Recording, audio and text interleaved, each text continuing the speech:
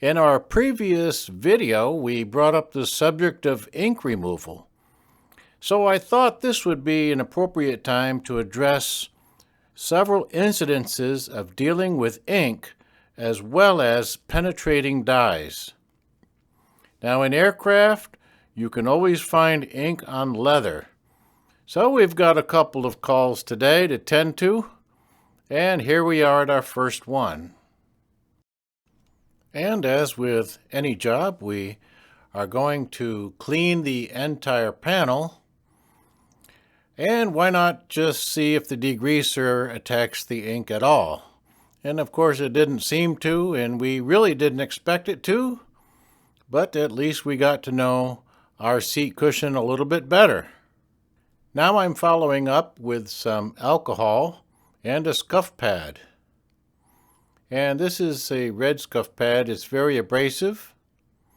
I expected to take some of the color off the seat and as well as the ink. The ink here is in a very, very wide area, so it only makes sense just to go at it with the scuff pad and plan on taking some of the finish down in a wide area.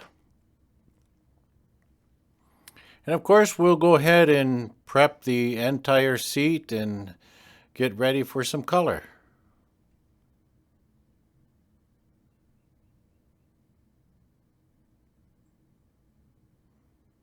So we've mixed up some color here, and this is my first wipe-in coat.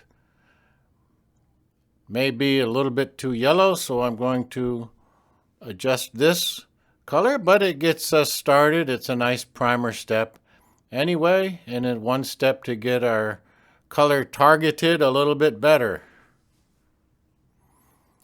So that's a little better there, and then all we need to do is spray blend our color. So that takes care of all of that big ink damage quite easily. Let's move on now to the next one.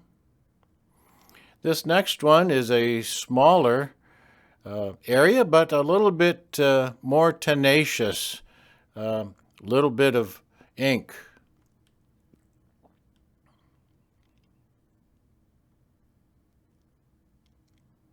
So a small area here. We're going to do the same thing.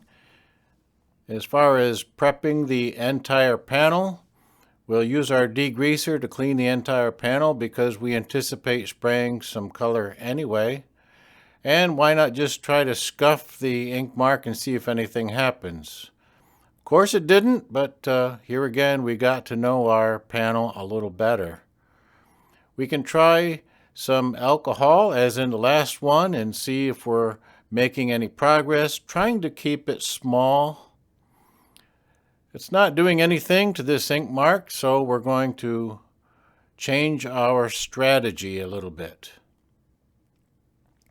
So we can advance up to some xylene. Xylene stays wet quite a long time.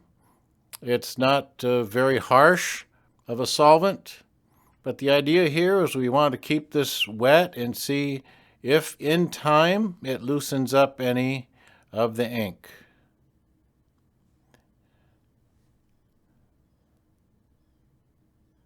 So it didn't seem to make that much of an impression. So we're going to switch gears and we're going to go to something a little stronger. We're going to go to acetone. Now acetone is going to be quite a bit more aggressive. However, we're using a Q-tip which is very soft, so we're not doing much aggressive abrasion on the surface. We're trying to just let the solvent do its work and have the Q-tip there just to transport the solvent and also to wick up any of the ink. I sped this up a little bit so we don't have to wait so long to see the end results, but in real time I'm letting it dry just a little bit in between steps, trying to save as much of the original finish as possible. And it helps to keep our damage, our collateral damage, down.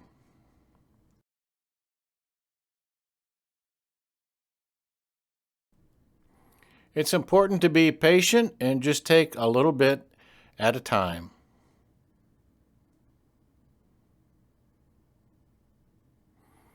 Now, as we get most of the ink out of here, you still will see a dark line because we're getting down to the leather. We're actually penetrating all the way through the coating a little bit in just this one area.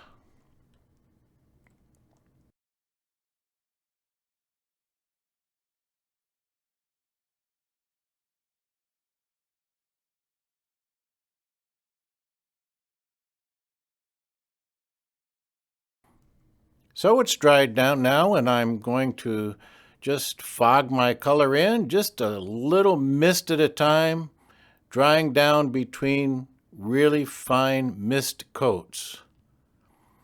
The idea is to treat only this spot that we've been working on and bring that up to speed with the rest of the panel.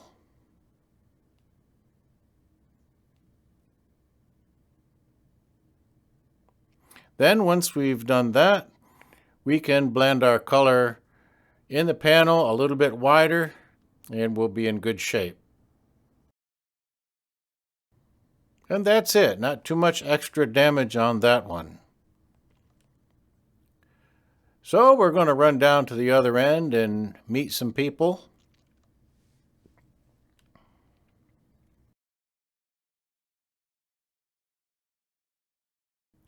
And that was quick. Now we're going to go to a different area of the airport, and we're going to work on a much bigger airplane this time. This is the 5,000th Citation ever built, and this is the big hangar. Actually, this is my new shop in my dreams. There's the Citation, but the one we're working on here is this Bombardier. It's the Challenger.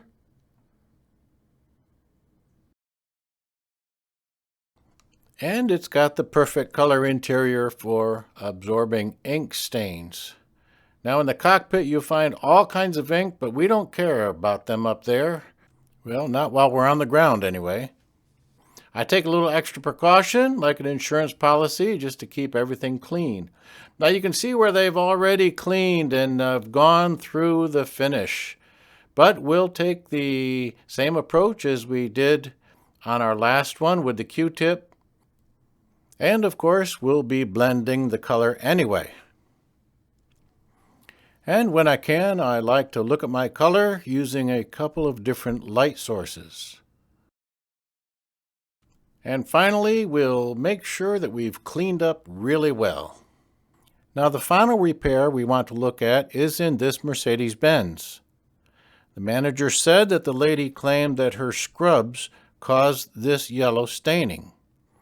But really, when we see staining from clothing, we think about that ubiquitous blue jean dye transfer, right? And where would that occur? Well, we always see that at the very bottom of the backrest area where the back gets sweaty, or at the butt area. But the stains here do not fit the profile of the clothing dye transfer. But if someone was wearing a skirt or shorts, then the legs would impact the seat in this area. And if they had a short sleeve shirt on, then the bare arms would touch the side bolsters where we see a little bit of yellow staining here. And this is the kind of stain that we've seen over the years as spray tan. Spray tan is a very penetrating dye, and it soaks in easily, especially in these lighter colors. And typically it penetrates through the entire thickness of the coating, which means that we anticipate removing the entire coating because otherwise this dye would tend to migrate up into our new coating.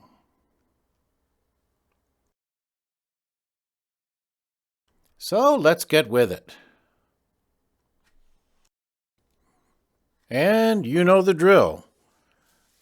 clean the entire seat with the degreaser and the scuff pad. It would be nice if some of the yellow stain did come up on this step, but we can't be too sure that it will. I don't anticipate much of it coming up because I think most of the stain is really trapped in the leather coating.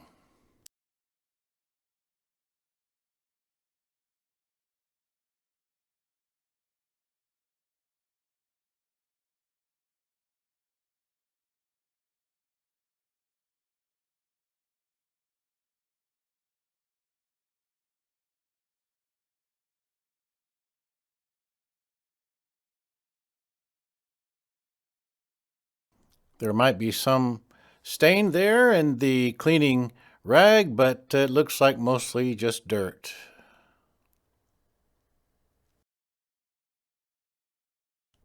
Now, of course, I'm going to follow up with my 99% isopropanol, and I don't usually use the scuff pad for this process, but here, what's the harm in getting a little extra mechanical abrasion going into the surface?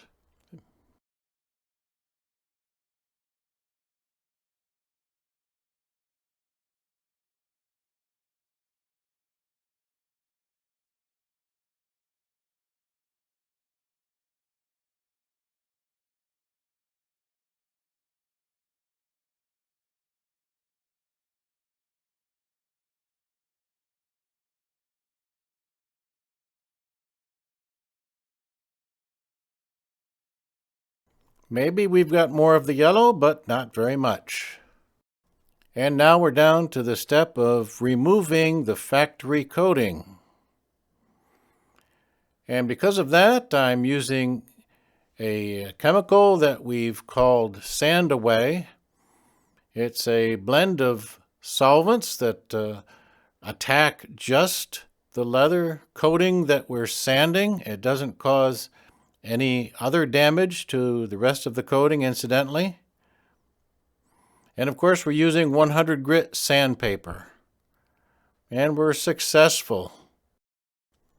Now, 100 grit sandpaper might sound excessive to someone that's less experienced, but that's what we need to get that original coating off. Yes, we're going all the way down to the bare leather. If we used anything less, we'd be here all day. Let's dig it right on off of there. And you can see how successful we are in getting this yellow.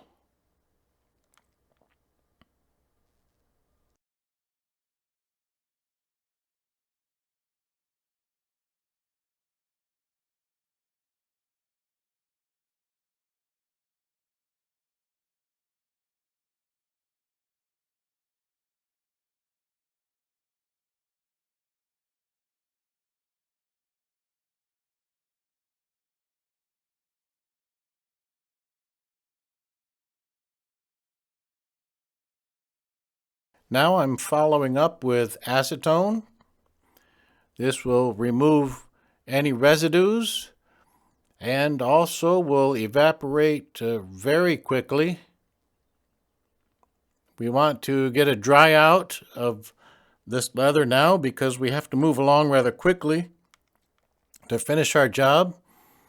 They want this vehicle delivered today, which is really quite unfortunate because for this degree of work, we would like to see some extra time in giving the coating, the new coating, more time to cure. But we don't have a choice here. So we're getting a bit of a dry out and we're getting a final great cleaning step with the acetone.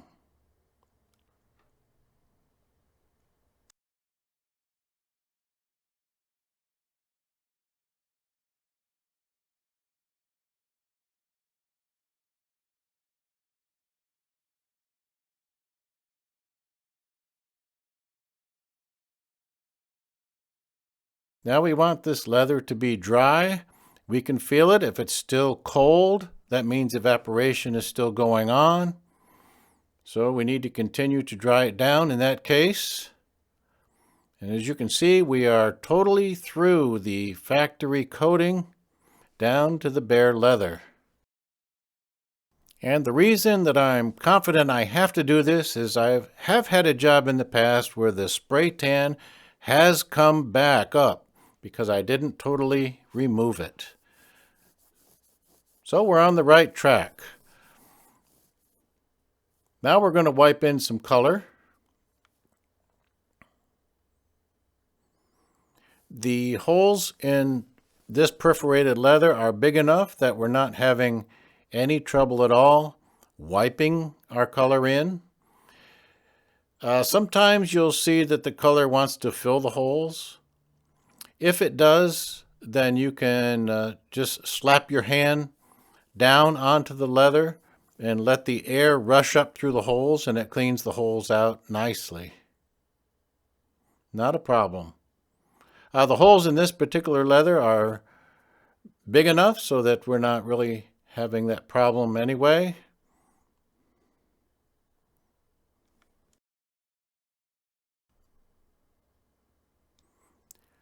Of course, we'll give this seat a nice even coat of color.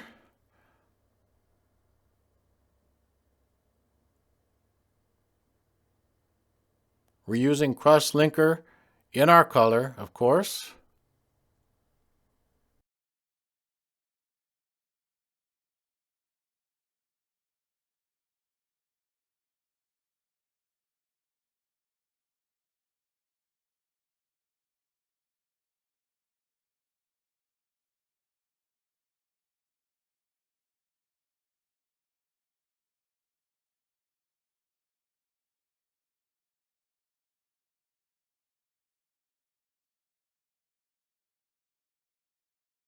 Now, because the first coat targeted some spots more than others, the second coat is a very light mist coat, just designed to put an overall even appearance. So we're not spending a lot of time on any one area.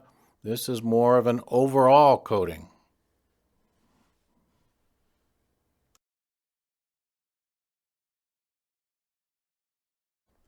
And it won't take long to dry this coating because it's rather thin. And then we can move on to our clear coat. Now for the clear coat, we've added some cross-linker, of course, a little bit of slip additive, and I like to add some thinner to let it flow out nicer.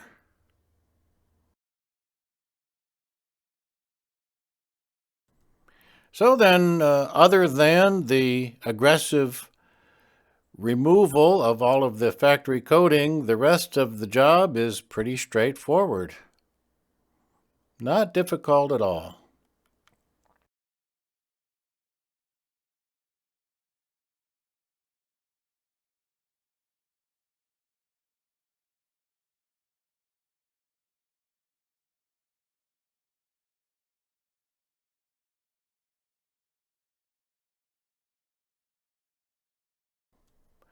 Now this had just come from detail, but the steering wheel is filthy.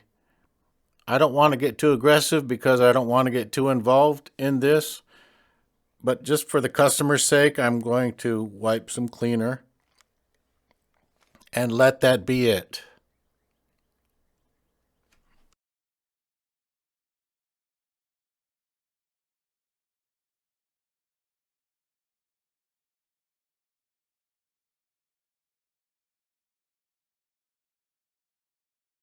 Well, I hope you've enjoyed visiting these repair jobs. Whether it's penetrating dye from an ink pen, or from blue jeans, or from spray tan, you can handle it. Thank you for watching and for your interest in being a true craftsman in our business.